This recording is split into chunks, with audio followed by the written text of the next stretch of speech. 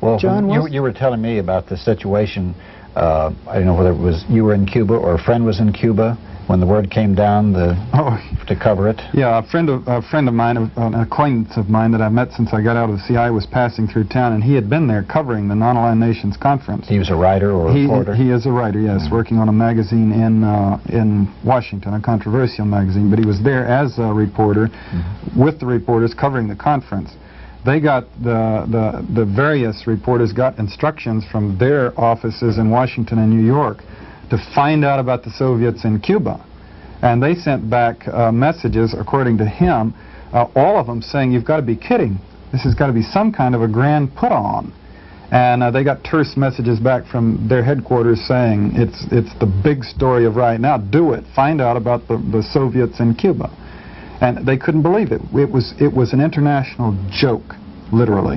Now, well, let's back up a big step and note what nobody brought out, and they certainly could have, and that's that the subject, the issue of Soviet troops in Cuba was a spin-off, an evolution of a CIA operation to disrupt and manipulate the Non-Aligned Nations Conference.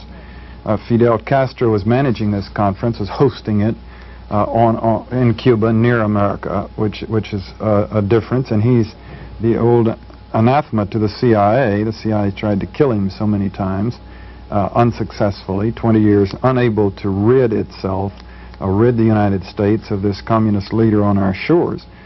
And this year, the Non-Aligned Nations Conference is meeting in Havana, hosted by Castro. The CIA went all out.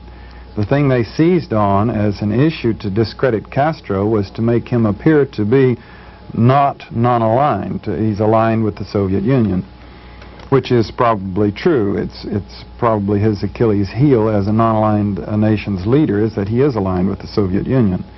How better could the CIA bring this out than to make a big issue of Soviet troops in Cuba? And it's been leaked out. If you read these various articles in Time magazine and the New York Times and the Washington Post and elsewhere, you notice that it is admitted that the CIA was working with the National Security Council, the National Security Advisor, Brzezinski, on the subject of the conference, the upcoming conference. And they did seize on the presence of Soviet troops in Cuba as an issue. And exactly during the conference, they make this dramatic announcement of Soviet troops in Cuba. Now, what is brought out in bits and pieces, but not very well, by the media in covering this, by the statements that were quoted, is that there was no threatening Soviet presence in Cuba. No one at any point pretended that the U.S. national security was being jeopardized by a Soviet force that could invade Florida or Puerto Rico or anywhere else.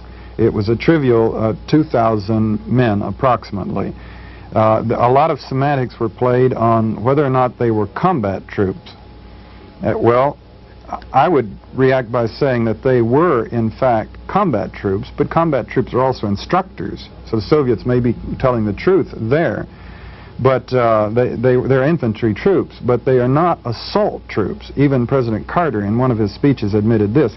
They do not have the delivery capability, the ships, airplanes, helicopters, however, to move from Cuba to Florida or Puerto Rico or somewhere else. They're not assault troops. They don't have an aggressive posture or capability. They don't have the weapons that would go with an assault unit. The press dramatized this issue by talking, and you notice these commentators, the drama that they would get in their voices, where they would say, Soviet troops in Cuba, you know, and it makes you want to sit up and get nervous. If they had said this tiny Soviet force in Cuba every time they brought it up, or something like that, it would have put it into its true perspective. Something else. Well, John, do you think they manufactured the story then? That we've known that there have been Soviet troops in Cuba since 1962. Definitely. There were something like 40,000 troops at that time, and most were withdrawn, but there's been 2,000 or 3,000 troops there continually. The whole time, and Vance, the Secretary of State's the administration's first announcement of this as being an issue, objected to the status quo. He did not object to the introduction of Soviet troops into Cuba. He said the status quo is unacceptable, because he knew that the Soviets knew and the Cubans knew that we knew that they had been there the whole time. There was nothing new about this issue. The only thing that was new was the Non-Aligned Nations Conference happening. Right, but did the media adequately point out that no new Russian troops were actually recently placed in Cuba? Didn't they give the impression from the news clippings that this was something new, something threatening, something dangerous, as if Russia had recently put a whole flock of new troops there that suddenly posed a threat? Certainly. So this is really distortion of the grossest magnitude, because it's exercising the American people, it's jeopardizing SALT. Notice also that every one of the senators and other individuals that are quoted there has some major vested interest in making an issue out of this, except perhaps Senator Byrd. SALT won't go, said Church, unless the troops are out. And presidential hopeful Baker said he won't be able to remain silent if the troops aren't out soon. Now, he either has the guts to do something about it or he doesn't. There's no need to look at this as though it's a crisis. I was here in the 1962 crisis. I've been here in some pretty tense moments. But there's no crisis here. Scoop Jackson is the original hawk, always clamoring for more arms and a more dramatic U.S. military posture.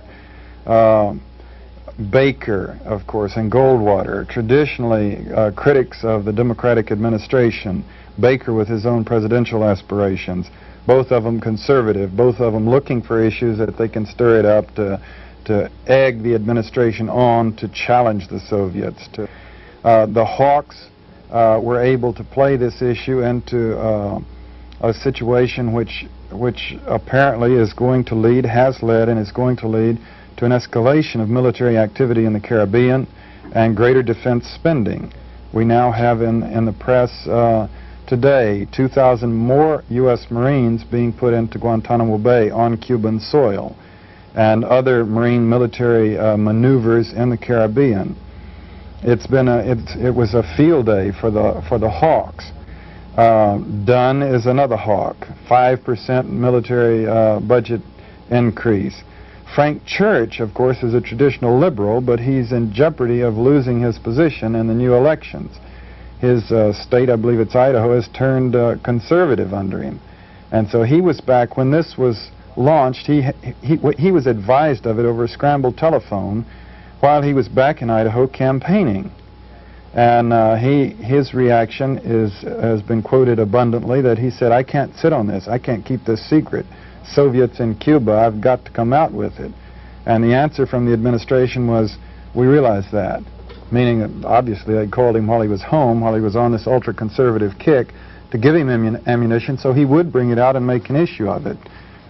Carter's objectives are fairly clear. At the point that non-crisis broke, he had never been lower in the polls. His political future was, and still is, very much in doubt. And he needed some issue that he could, some crisis, or preferably awful-sounding non-crisis, so that he could thump his chest and show how macho he is in handling this non-crisis. And so he did. But didn't this backfire in some ways against Carter because he wasn't able to effectively do anything about it? That is, he couldn't get the Russians to remove the troops, that it made him look weak again. Oh, the networks made... this is what surprised me by looking at the coverage of it. The networks constantly made Carter look like a fool. The president sought counsel from the congressional delegation. To the distinguished Jacob Javits, Mr. Carter said, "What would you do?" Replied, "You mean you called us here at 8:30 in the morning to ask us what we would do? What are you going to do?" Senators and congressmen were told the U.S. asked the Soviet Union if the troops were combat troops. Answer from Moscow, no. The U.S. asked if they would take the troops out anyway. Answer, no. Another answer to the same question is expected within a few days.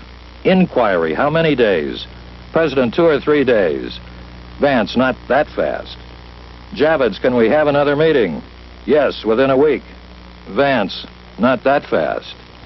That is what you call your basic linkage between Cuba and SALT. Even though, sources said, the meeting was told the United States still does not know why the Soviet troops are there. And we do not know exactly how serious it all is. Another president accused the president of trying to have it both ways, of being hard on one hand and soft on the other. According to this source, the meeting was not very enlightening or satisfying. Senate Democratic Majority Leader Robert Byrd didn't even bother to attend the meeting with the president. Byrd claimed that he had received a briefing from Secretary Vance last night. The result of today's meeting, the president did win some more time. However, he did not generate much confidence in his leadership. The president hopes this policy will convince hardliners, particularly those in the Senate who are holding the SALT Treaty hostage, that he has effectively neutralized the Russian troops, while at the same time proving anew that he does not panic in a crisis and risk general war. But already the president's plan has hit one tiny snag. Mr. Carter wanted to go on television Sunday night, and word of that leaked so widely in Washington that one afternoon newspaper here headlined the Carter talk on Cuba on Sunday. Then the White House discovered that Sunday was the high holy Jewish holiday Yom Kippur, and so in some confusion, it rescheduled the speech for Monday night. Sam Donaldson, ABC News, the White House. He gave a lot of TV network coverage to Connally and Baker and these right-wing Republicans attacking Carter for being soft. So I think Carter really lost politically on this one. Also, after the speech that Carter made, where he outlined his plan, immediately the headlines on the 10 o'clock news were Russian troops to stay in Cuba, as if Carter had not really done anything and had therefore failed to be a strong leader. Well, isn't there a certain justice in that, though? Because this whole thing started with an operation Brzezinski and the CIA juned up to embarrass Cuba and the Soviets. And but they worked for President Carter. The CIA is part of the White House, and Carter permitted it, apparently encouraged it to be brought out and made public and made into an international issue. And in that sense, it's backfiring on him as a certain amount of justice. He had Secretary Vance make the statements and make an issue out of it, throw the gauntlet down, say the status quo is unacceptable. And the amateurishness of this administration was shown right then and there, in that the status quo was unchangeable by the United States, except this very weak solution he came up at in the end, that, well, we can't do anything about the Soviets in Cuba, so we'll increase our own military activity around. You always wonder how much something like this was planned ahead of time, since it had so much of an effect of encouraging the hawks and leading to greater military activity and spending. How much of it was determined ahead of time? Let's make an issue of the Soviet troops there so we can get into this defense spending. Particularly since they'd known about it for 17 years. Since they'd known about it for 17 years. Well, I noticed frequently that they would toss around the CIA as, well, we have good intelligence. I got a briefing by Stanfield Turner, blah, blah. They would be bringing it in as if that would automatically give the stamp of expertise on it. I was just in a briefing with Stanfield Turner, the head of the CIA, a few moments ago, and he believes that those troops are not there just to train Cubans. However, we do not know the mission of those troops. Early this morning, National Security Council members, including CIA Director Turner and Secretary of State Vance, arrived to continue talks with the president, which went on here until late last night. About Senator Baker's suggestion that the president now release intelligence photographs of the Soviet troops in Cuba, ABC News diplomatic correspondent Barry Dunsmore reports the State Department will oppose doing that while negotiations are still underway. But if the talks break down, release of the evidence might be a good idea. It's amazing how they would dare to do that when you have this history of incredible, endless intelligence failures by the CIA, and crisis after crisis after crisis, the CIA coming up with faulty or false information. And for them to cite Stanfield Turner in a situation like this. Remember the last U.S.-Cuban confrontation where President Carter was calling President Castro a liar, and vice versa, was a year and a half ago at the time the Katangese invaded the Shaba. And President Carter said that we had intelligence that it was a Cuban operation. And Castro said it absolutely was not a Cuban operation, that it was Katangese and Cuba had nothing to do with it. And President Carter did much as they had there. He had CIA, the CIA had information proving it. Eventually, it was resolved by some senators going down to Havana and meeting with Castro at his invitation, and he convinced them that there was reasonable doubt. And they went back and demanded and were shown the CIA's intelligence. And the 17 senators walked out of that meeting and said it didn't prove the presence of Cuba behind that invasion at all. In other words, in yet another situation, President Carter was not telling the truth. He was misinformed and he was distorting the information, lying, if you will. And Fidel Castro was telling the truth. What amazes me, once again, is the absolute distortion of Gromyko's speech and the Russians' position. The Russians admitted they had troops there and that they'd been there for a long time. Gromyko said, you know, this is a foolish put-up job and let's forget about it and get on with the business of salt. And yet then the senators would come and say, Gromyko's lying. Yes, he's an absolute liar. He called it like it was. Soviet Foreign Minister Andrei Gromyko today dismissed the American charge with a short, blunt demand, forget it. In his speech to the United Nations General Assembly, Mr. Gromyko said it was all part of a campaign to spread lies about the policies of Cuba and the Soviet Union. But the truth is that this propaganda is totally without foundation in reality. And our advice on this score is simple. It is high time that you honestly admit that this whole matter is artificial and proclaim it to be closed. Although Mr. Gromyko did not even mention the presence of Soviet troops in Cuba, it was clear this is what he was talking about. Just 2 weeks ago, the Soviet Union admitted it does have troops in Cuba, but only to train the Cubans in Soviet military hardware, that their duties and numbers have not changed in 17 years, and that any charges that organized Soviet combat units have arrived in Cuba are totally groundless.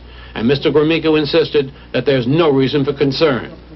The Soviet Union and other countries of the socialist community have never threatened anybody, nor are they threatening anybody now. This is Lou Cioffi, ABC News at the United Nations. This is Ann Compton at the Capitol, where senators who have seen American intelligence photos say Gromyko is lying. I'm astonished. There is simply no basis for doubting that the Soviet Union, that the Russians have a fully equipped, fully manned combat brigade in Cuba. I would hope that the president now would consider releasing the very, very reliable intelligence data we have, including aerial and satellite photography, to conclusively show that there are Russian combat troops in Cuba. Each senator pointed out that Gromyko was involved in another Cuban dispute, the 1962 missile crisis. I think the president really has to be firm in this and just remind the American people that this is the same Mr. Gromyko who lied about missiles. And he was caught red-handed, and I regret that Mr. Gromyko has seen fit to state a bald-faced lie. That's what it is. Gromyko's intervention has had a chilling effect on the Strategic Arms Treaty with the Soviets. A growing number of senators, including the man in control of the treaty, Foreign Relations Chairman Frank Church, say that unless the president can soon certify that the Russian combat forces have been dismantled, the SALT treaty will be put on ice. It was not a good day today for the United States at the United Nations. Gromyko's lying. Yes. He's an absolute liar. He called it like it was. He said that they were there. He said they were not assault troops, but they were there for training. And certainly we have troops all over the world that are there to help install and train and use our military equipment, the hardware we've installed. We had for many years this huge unit in Addis Ababa. We have, of course, 5,000 troops on the Soviet border in Turkey. These troops have no capability of invading Russia, for heaven's sake, but they are combat troops. They've all been trained in how to shoot rifles and whatnot. And I would say that the only two people I saw in there who seemed to be candidly, three, I guess, calling it like it was Senator Byrd, who said it was a non-crisis. Gromyko, who it appeared to me, called it like it was, said you're making something out of nothing for your own purposes. And then Fidel Castro, also calling it like it was. And Andrew Young. Also. And Andrew Young, yes. Y que nosotros llamamos centro de instrucción. And which we call training center. Está en Cuba. desde hace 17 años. Has been in Cuba for the past 17 years. Esa instalación militar Now then, that military facility fue creada al final de la crisis de octubre de 1960. was established at the end of the October crisis in 1962. Conforme al espíritu de los acuerdos In conformity with the spirit of the de agreements octubre de ese año signed on October of that year. y dentro del statu quo establecido como consecuencia de la crisis de And within the status quo that was set up as a result of the October crisis. Why has he brought this problem to the light now to create this situation? Porque el hecho de que esté en crisis la Because reelección the de Carter fact that Carter's situation is in a crisis no le da derecho a poner en does crisis not give him the la right paz. to place peace into a crisis. Y yo pienso que la actuación de Carter And en I relación a believe este problema that Carter's behavior concerning the problem ha sido deshonesta, has been dishonest, ha sido insincera, has been insincere, ha sido inmoral has been immoral, y ha estado engañando a la opinión and has pública been mundial deceiving the world public opinion y a la opinión pública de Estados Unidos. and the U.S. public opinion. Andrew Young bowed out as a diplomat, speaking his mind, as usual. Last night he spoke to 5,000 blacks, and at a time when the administration has been saying it's gravely concerned over those Soviet combat troops in Cuba, Young ridiculed the threat. If the Russians made a move against us, our defenses are strong enough to ignore and wipe out and obliterate some 3,000 Russians in Cuba. What the hell can they do to the United States of America? That is a totally irrelevant political issue that has nothing to do with the national security of this nation. More relevant, Young said, is inflation and unemployment, more of a threat than troops in Cuba. Then Young philosophized about what he thinks is wrong with foreign policy.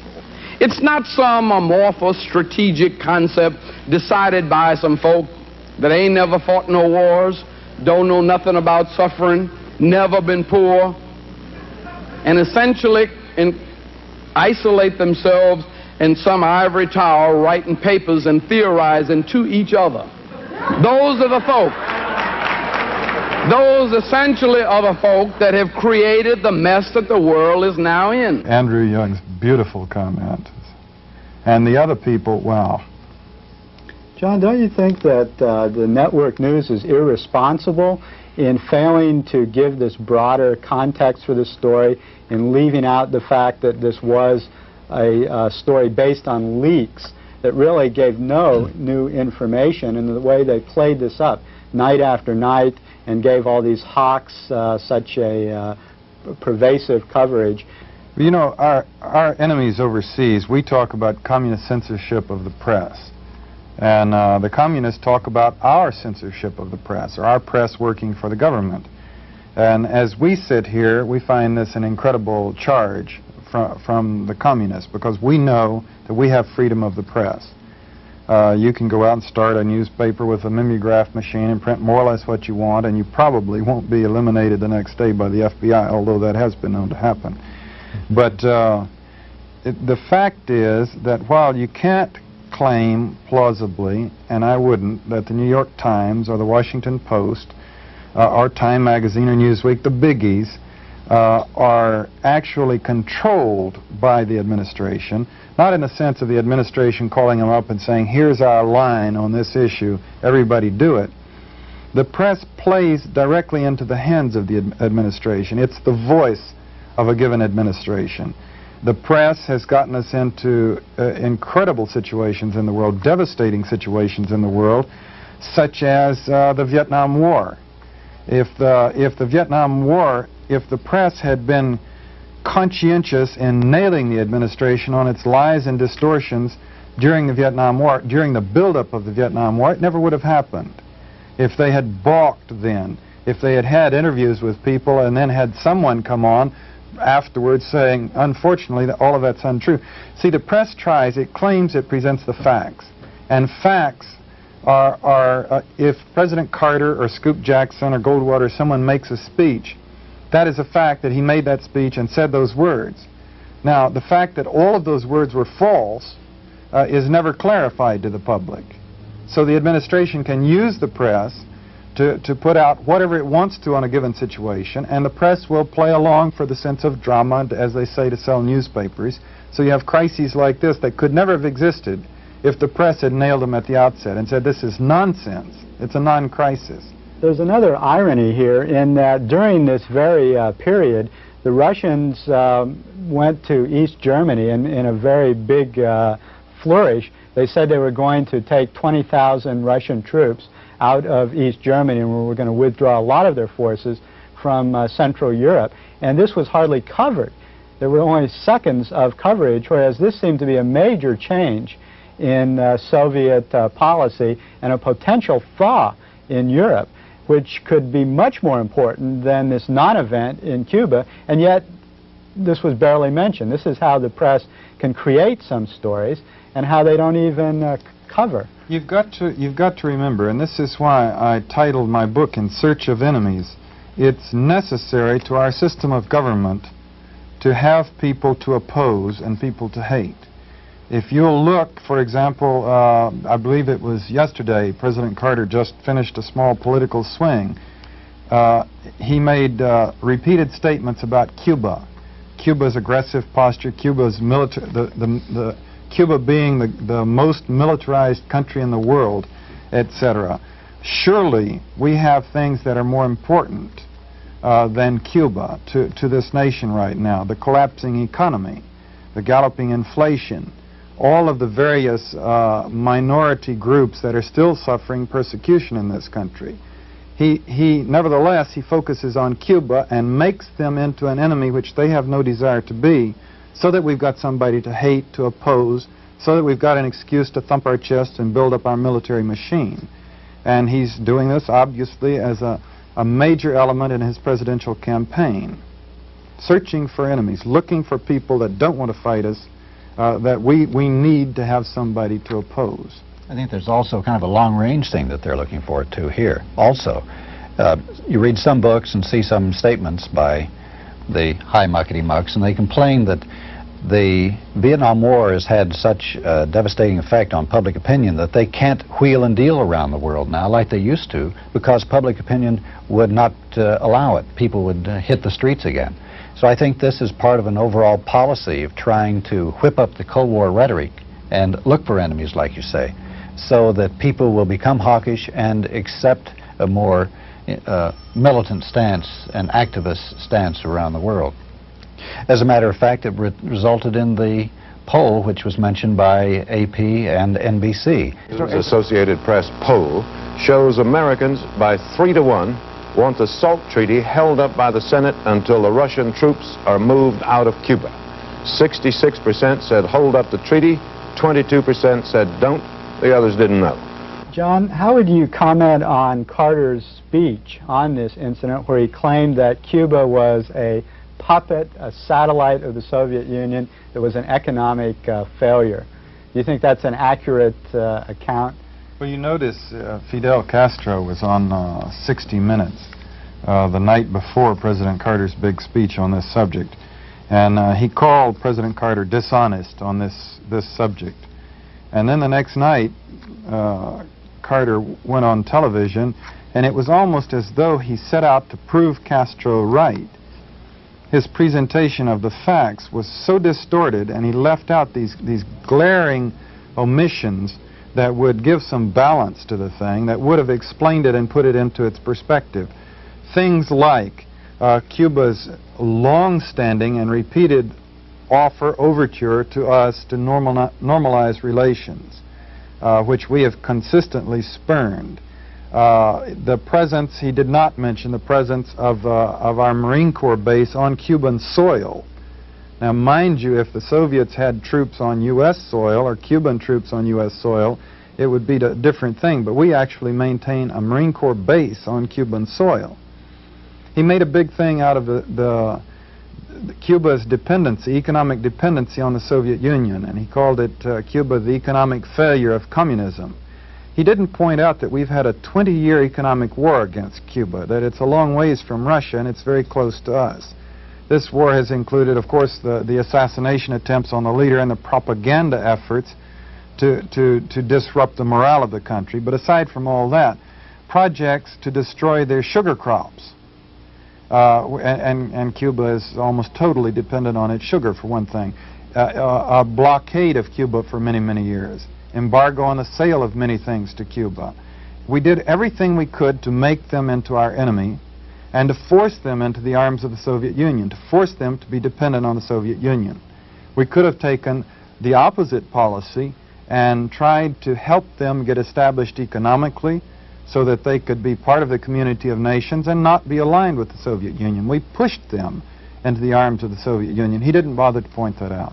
It's the greatest irony, I think the hardest thing for Americans to understand and realize and face and accept is that our presidents have now a tradition of being the most duplicitous of any world leaders.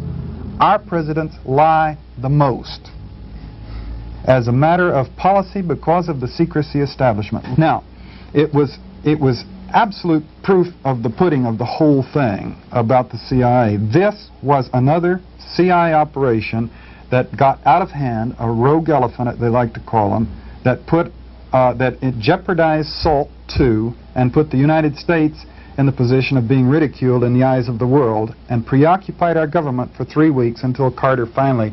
Did you notice how, when he was on television, how he kept smirking? He would be talking very seriously about all these heavy things, and then he would kind of give his little grin. He couldn't repress it because he knew what a joke this whole thing was. There was no crisis. But at the same time, it had become a crisis in the sense that SALT II was at stake.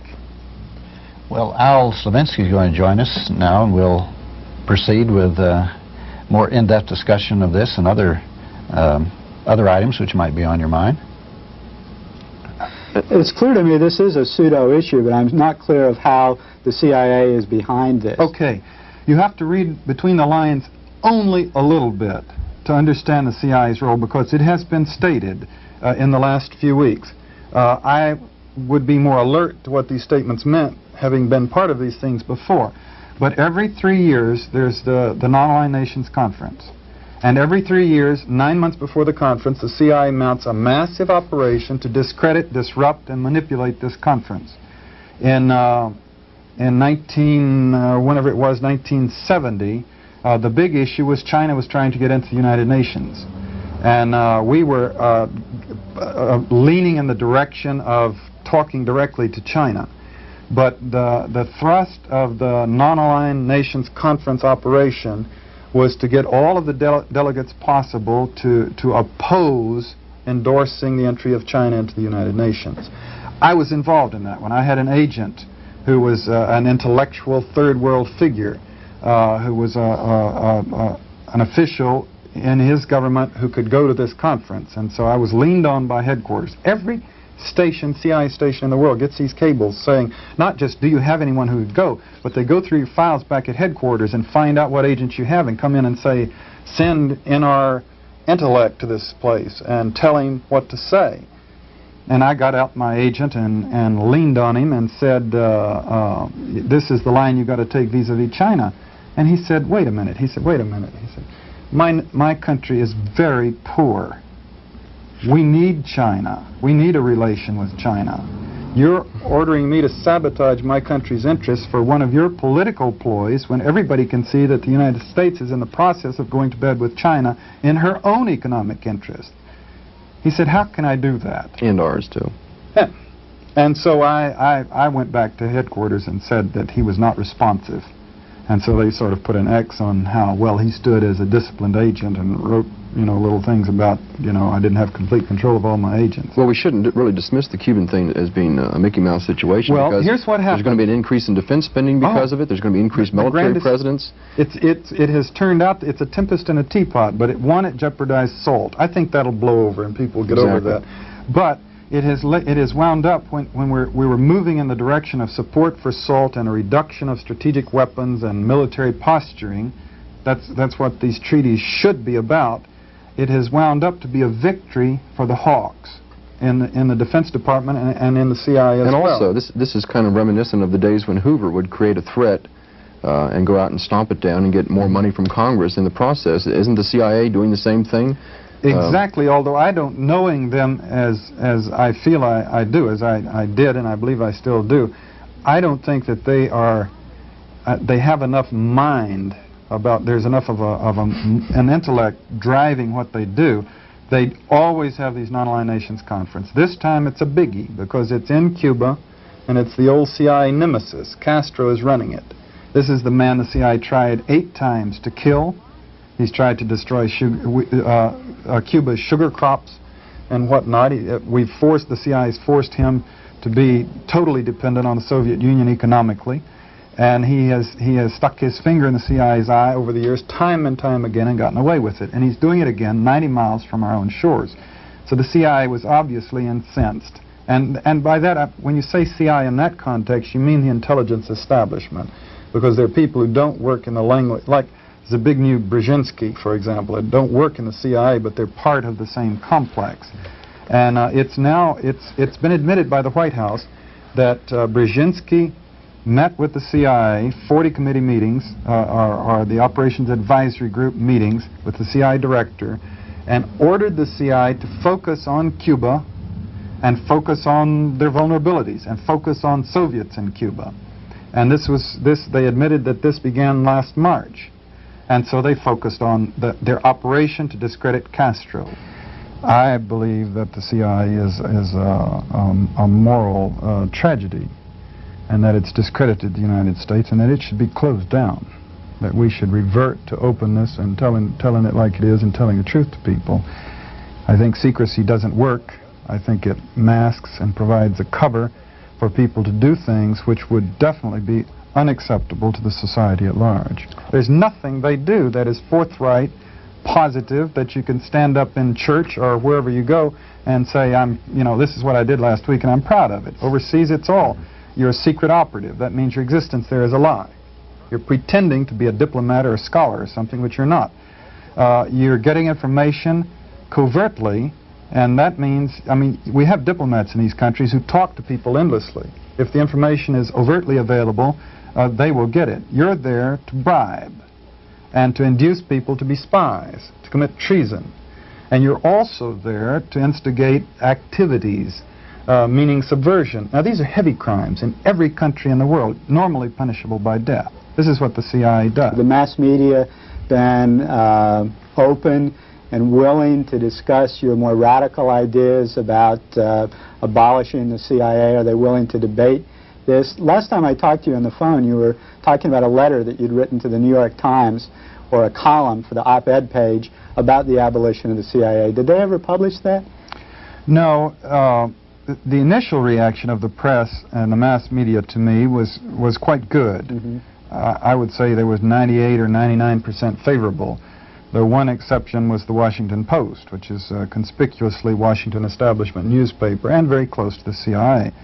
But since the initial impact of publicity of who is John Stockwell and what does he have to say, simultaneously as the months have tracked, there's been a change in the stance of our government, our establishment, including our press establishment, responding to President Carter's line and Vice President Mondale's line and Admiral Turner's lobbying to get off the CIA's back and permit it to get back to work.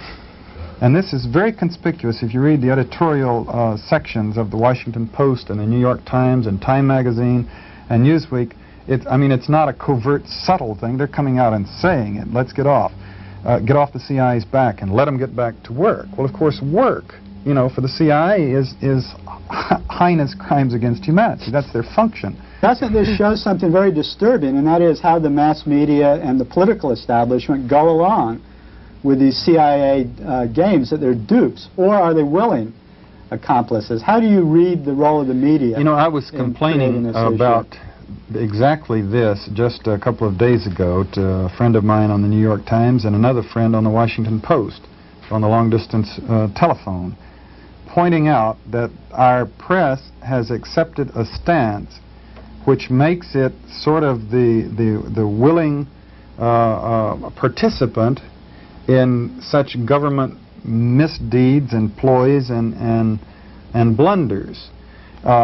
What the press does, essentially, is they try to report facts. There are obvious biases and whatnot, but essentially they report facts. If President Carter makes a speech, it's a fact that he made a speech. And it's a fact that he said this, that, or the other. The fact that everything he said is a lie, The press doesn't take it as their responsibility to point that out. So what they do is when a crisis like this develops, they quote, they have, you know, there's the fact that the president said such and so, and somebody else, and Senator Church, and Senator Jackson, and who was a senator from Florida, and their lies and misstatements and exaggerations are become the issue, even though they're false, and even though everyone involved in the press knows that they're false, no one in the press points this out to the readers. Even the editors who write their columns rarely tackle the President or the Secretary of State or even an Admiral Turner. They will take him on sometime, but how often do you read an article? Did you, after the President's speech the other night about this crisis, was there any editorial in a major newspaper that said that he lied on point after point after point? Well, you know, one thing John pointed out before when he was on the show, that the CIA is now, I guess, and admitted that they have bought journalists in the past, but you also pointed out that a lot of events were staged for the benefit of the press, and stories are, of course, spoon-fed to the press by the CIA, and most of these go unchallenged. Well, there's a social relationship and class relationship with the upper people who control the newspapers and run the newspapers. The old boy network. This has been pointed out by, you know, many months back when they were talking about CIA and press relationships. Well, the press people, the top members of the press meet in the Bilderberg group along with members of the CIA. They're in the same social clubs. They know each other on a personal basis, so naturally there's going to be a relationship. And what evolves is the end result of all this is that the CIA's existence in the 50s and the 60s, when it galloped it got so far out of line, drug sex experiments on unwitting American guinea pigs, assassination attempts of world leaders, some successful, and many crimes that you can only describe as depraved, and Vietnam War and the Angola War and coups and these things were permissible. This evolution of this organization was possible only with the indulgence of the press. If the press had been alert, had been smoking this organization out, had been reporting that the CIA is doing this, that, and the other, it could never have gotten by with it. This is my big disappointment now, is to see the nation, the establishment turning, and the press establishment. This is what I said over the phone just yesterday, I think the last conversation was in this series of conversations, was just that we're heading right back where we were with the indulgence of the press. The press is cooperating with the government to put the CIA back in action just where it was. Mind you, we've gone through all of these exposures of 1975 and 76, and the CIA's charter has actually been expanded in the last 3 years since then. Well, John, you were talking about the press and the fact that they have not performed this watchdog function, even when they have the opportunity, such as your letter to the New York Times. Tell us about that. Well, there've been a couple. I don't have the time to spend a lot of time writing all the letters that occur to me, obviously. I think we all have that syndrome of reading something and say, boy, I'd like to answer that myself. And occasionally I read something and I really do feel like I have something valid to say. But last year I got a call from an editor of the New York Times who said that they had run an article from Congressman Stratton, a letter, calling for a stronger, expanded CIA, and deploring the fact that the nation was weak because the CIA was in trouble. It was broken down. They had run a letter from Admiral Turner saying, don't worry about it. We need help. We need your support, but we're still out there pitching, so don't worry about it too much, but give us your help. And this guy, who's, I believe, mind and heart are pretty honest and pretty much in the right place, called me and he said, we got to have somebody come in and say, wait a minute, you know, the other side of that is calling for a closure of the CIA, and so why don't you write that one, Stockwell? And I spent 3 weeks. I didn't do anything else. I wrote this thing and I rewrote it. I talked to him on the phone. I rewrote it. I rewrote it. I rewrote it. I rewrote it, and they never ran it. Did they ever tell you why? I talked to him endlessly, but essentially it boiled down. At the end, he quit returning my phone calls because he was getting embarrassed, because essentially the one editor comes up with an article he likes and he shops it around the other editors, and if they all sort of agree, it gets momentum going until the boss says, okay, let's run with it. and he couldn't get the momentum. They just weren't going to run an article that was anti-CIA, and they did not. And my own experience, by the way, in dealing with the New York Times that time and 3 other occasions, and dealing with the Washington Post, where I've also published, is that the New York Times is at least 10 times as enlightened as the Washington Post. Well, this most recent letter, which you wrote to the New York Times, also reveals the same type of thinking. You wrote to them about the Cuban situation, did you not? Yes, I wrote to them about the Cuban situation, and I must admit this time I was wiser and more experienced, and also the editor that I was talking to was quite candid with me and quite straightforward, and he told me the reasons quite promptly why they couldn't run it. It was very frustrating to me because I thought it should be run. And he would say he agreed, and then he would say, but it's not going to run. And so obviously it just, you know, in that small group of people, that article was not going to get priority over the others. But the same principle is that no one has pointed out in an international organ, a Western international organ, that this thing started with a CIA operation which got out of hand. It was a little bit more successful than the CIA ever dreamed. And politics. We're not playing with little secret operations that affect no one. Our economic problems now are greatly tied to this $165 billion disaster in Vietnam. That was a CIA operation. For at least 7 years before we began an overt military campaign, the CIA was deeply involved in a secret war in Southeast Asia and trying to get the United States government involved. The first whistleblower was a gentleman named Paul Sakwa, who was not, because of the mood of the nation and the press and whatnot, was not given an audience. He did not succeed in speaking out. He didn't have quite whatever it takes to write a book and get it published, but he resigned his job in the early 60s in protest over the CIA's efforts to lobby, to bullshit the American public about what was happening in Vietnam. And he quit because the station in Saigon was putting out false information, consciously discussing their ploys to lobby to get the Americans to wake up to the threat and do, quote, the right thing. The CIA, remember, has published, by then it had published a couple of thousand English language books, that means for American consumption, that were secretly published by the CIA, paying someone to write a book. And many of those books at that time were about Vietnam. In Angola, we would not have had that war, I warrant, if there had been public debate. You had Henry Kissinger and Bill Colby of the CIA wanted this war. And they got it because they were able to do it in secrecy. They lied to the Senate in order to get it done. The American interests that were in Angola were significant. You had Gulf Oil and Boeing doing business with the Angolan government. They were not permitted to vote, to discuss, to participate in the decision to go to war in Angola. They were distressed when it happened, when they found out. They were put out of business temporarily by this secret war. The American churches had extensive missionary organizations inside Angola, and they were not permitted to participate in the decision to go into Angola. And of course the American scholars who were working in Angola, traveling the exchanges, they were not permitted to participate. You had 2 individuals engineer this war who had never been to Angola, and one of them had never set foot in Africa in his life. Neither of them were Africanists even, and they engineered a war and got it done because of secrecy. You know, I watch on things like this Tom Snyder show on NBC where the Turner is on and given national prime time to say that people who attack the CIA like Stockwell and others, Bill Shapp and others, are un-American. They're traitors was his word, and his eyes glinted while he said that. And that's Admiral who Turner, is American? Admiral Turner, the director of the CIA. Now, who is American? Turner insists on secrecy, and he's lobbying for laws to put people like me in jail for going to the American people and telling what we've done in America's name with America's tax dollars. And I ask you, who is American? Who is the traitor to the American system? The John Stockwells and Frank Snepps and others who are exercising the American principle of participating, of working together to discuss what our country's doing and try to influence it.